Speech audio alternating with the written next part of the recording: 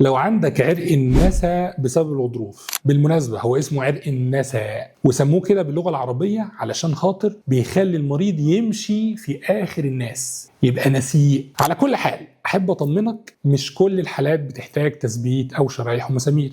احيانا الحل بيكون بسيط جدا، عمليه اسمها استئصال الغضروف المجهري او الميكروسكوبيك. هدف العمليه بسيط جدا، ان احنا نشيل الجزء البارز من الغضروف اللي ضاغط على العصب، وبنسيب العمود الفقري ثابت زي ما هو. كل ده من خلال جرح بسيط جدا حوالي 3 سم. بنستخدم ميكروسكوب جراحي دقيق بيخلينا نشوف العصب والغضروف بوضوح كامل. احنا بنفتح طريق صغير بين عضلات الظهر، بنوصل للغضروف، بنشيل الجزء المسبب للضغط ونسيب الجزء السليم في مكانه. علشان كده العمليه دي مش بتحتاج تثبيت، احنا مش بنشيل جزء من الفقرات وبالتالي مش بنأثر على استقرار العمود الفقري. حركتك الطبيعيه بتفضل زي ما هي، والحلو ان اغلب المرضى ممكن يرجعوا بيتهم في نفس اليوم او اليوم اللي بعده، والالم بيتحسن جدا في عرق النسا. لو عرق النسا مأثر على حياتك ومش قادر تعيش او تنام طبيعي، ابعت لنا، كلمنا او زورنا فورا. وخليك فاكر ان التشخيص المبكر ممكن ينقذ حياتك.